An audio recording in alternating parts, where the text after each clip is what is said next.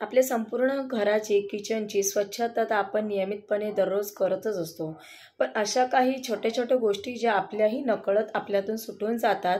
अगदी बारीक-बारीक गोष्टी असतात ज्यांच्या स्वच्छतेकडे आपलं लक्ष जात नाही रोजच्या गडबडीमध्ये. ज्यांची क्लिनिंग जी आहे दररोज असं नाही म्हणणार मी, पण किमान 15 दिवसातून ते महिन्यातून एकदा करावी. अशा काही छोट्या-छोट्या टिप्स आणि ट्रिक्स आज मी तुमच्यासोबत घेऊन आलेली आहे. हॅलो, नमस्कार. स्वागत आहे तुमचं हॅपी होम हॅक्सच्या आपल्या परिवारामध्ये. आज आपण काही नवीन टिप्स आणि ट्रिक्स पाहणार आहोत. चला तर जास्त वेळ न घालवता सुरू करूया आजच्या व्हिडिओला, जेणेकरून तुमचा वेळ आणि पैसा दोन्ही वाचेल.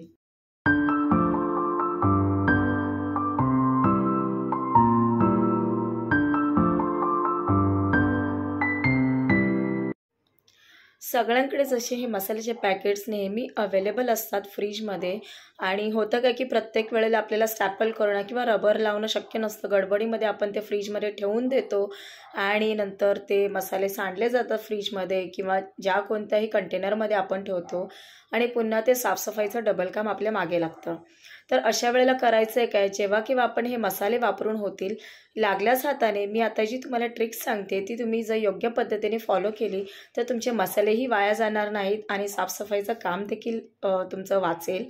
त्यासाठी करायचं आहे काय, अशा व्हिडिओमध्ये दाखवलं अशा पद्धतीने जे साईडचे 2 छोटे कॉर्नर आहेत ते कट करून घ्यायचे आहेत मसाल्याच्या बॉक्सचे, आणि जे लांब अशी जी ओपन जो वरचा भाग आहे तो एका साईडचा फोल्ड करून घेऊन सेंटरला अशा पद्धतीनेच फोल्ड करून घ्यायचा आहे, त्याचा त्रिकोण करून घ्यायचा आहे, जेणेकरून त्या सेंटरला तिथे 2 पार्ट होतील आणि जो वरचा जो ओपन असा जो बॉक्सचा पार्ट आहे तो आतल्या बाजूने फोल्ड करून घ्यायचा आहे.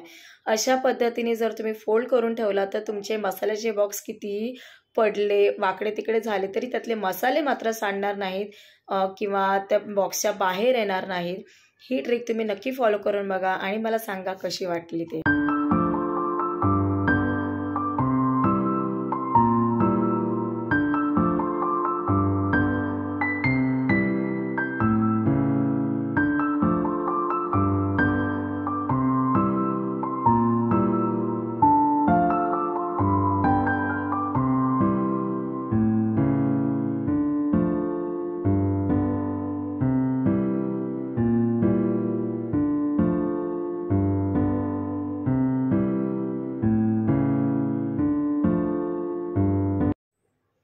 मुलांच्या हाती लागावं म्हणून आपण बऱ्याचदा असं खाऊचा एक वेगळा डब्बा ठेवतो ज्याच्यामध्ये बिस्किट, खारी किंवा मॅगीचे पॅकेट्स असतात, आणि ते मुलांना बंद करून ठेवता येत नाही, कालांतराने ते मऊ पडतात. अशा वेळेला काय करायचं आहे की एक मुलांनासुद्धा तुम्ही तुमची ही ट्रिक सांगून ठेवा, जेणेकरून ते खाद्यपदार्थ आपले खराब होणार नाहीत. अशा पद्धतीने तुम्ही हे जे काही पॅकेट्स असतात ते गोल फिरवून घ्यायचं आणि वरचा जो ओपन भाग असतो तो उलटा करून घ्यायचा आहे खालच्या बाजूला फोल्ड करून, जेणेकरून त्याच्यामध्ये हवा जाणार नाही आणि तुमचे जे काही खाद्यपदार्थ आहेत ते सुद्धा मऊ होणार नाहीत, व्यवस्थित राहतील आणि मुलं हवं तेव्हा घेऊ शकतील, अगदी तुम्ही घरात अवेलेबल नसताना सुद्धा.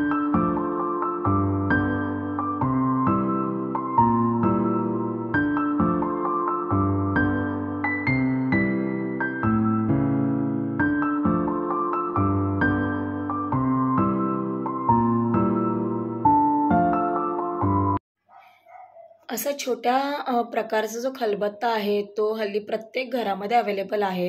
त्याचा वापर आपण आलं लसूण ठेचण्यासाठी किंवा असे छोटे मोठे काही पदार्थ ठेचण्यासाठी इमर्जन्सीसाठी करतो. पण होतं काय की त्याला नंतर वास सुटतो त्या पदार्थांचा, आणि पुन्हा जर काही दुसरा काही पदार्थ त्याच्यामध्ये कुटायचा किंवा चेचायचा झाल्यास शक्य होत नाही, घासलं तरी तो वास राहतो. अशा वेळेला करायचं काय, तर मी इथे घेतलेला आहे टिश्यू पेपर. याऐवजी तुम्ही न्यूजपेपरसुद्धा घेऊ शकता. त्याचा एक गोळा करून त्याच्यामध्ये टाकायचा आहे आणि थोडंसं विनेगर टाकायचं आहे. विनेगर टाकल्यानंतर त्या खलबत्त्याच्या चेचणीच्या साहाय्यानेच थोडंसं असं कुटून घेऊन सगळीकडे फिरवून घ्यायचं आहे. 10 ते 15 मिनटं ते तसंच ठेवून त्याच्यानंतर ते स्वच्छ तुमच्या जे काही डिशवॉश लिक्विड किंवा डिशवॉश सोप असेल त्याने स्वच्छ धुवून पुसून घ्यायचं आहे. नंतर तुम्ही बघाल त्या खलबत्त्याला जो काही मसाल्याचा किंवा कोणत्याही पदार्थाचा जो स्मेल असतो पहिला तो राहणार नाही आणि तो चिकटपणा देखील निघून गेलेला असेल.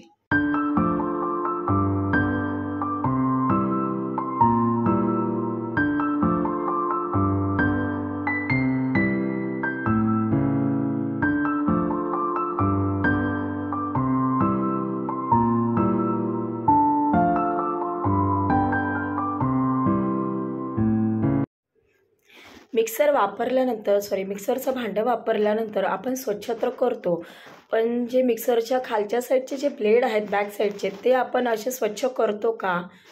जेव्हा आपण घासतो तेव्हा अगदी स्वच्छ निघतात का? तर नाही. तर त्यासाठी काय करायचं आहे, मी इथे घेतलेला आहे थोडासा बेकिंग सोडा आणि त्याच्यावरती थोडंसं विनेगर हळूहळू टाकायचं आहे, नाहीतर ते एकदम फेस होऊन ते बाहेर पडेल, ते त्या भागामध्ये राहणार नाही. तर अगदी थोडं थोडं टाकायचं आहे. एक 10 मिनटं 5 ते 10 मिनटं ठेवून नंतर ब्रशने घासून घ्यायचं आहे. याने काय होईल की आपले ब्लेड जाम होतात. जेव्हा गरज असते त्यावेळेला नेमकं ते मिक्सरचं भांडं वापरता येत नाही ब्लेड जाम असल्यामुळे. त्यामुळे जर का ही ट्रिक तुम्ही महिन्यातून ते 15 दिवसातून किमान एकदा जरी तुम्ही अशा पद्धतीने तुमचं मिक्सरचं भांडं स्वच्छ केलं, तर तो तुमचा जो काही ब्लेडचा काळपटपणा आहे, त्याच्याभोवती जी साठलेली जी काही घाण किंवा मसाल्याचे छोटे छोटे पार्टिकल्स राहतात, त्याने ब्लेड घट्ट होतो, फिरत नाही. तर ह्याच्यामुळे ते ब्लेड अगदी यूज होईल तुम्हाला. मिक्सरचं भांडं अगदी तुम्हाला इझी पडेल वापरण्यासाठी. तर ही ट्रिकसुद्धा तुम्ही नक्की फॉलो करून बघा आणि मला सांगा कशी वाटली.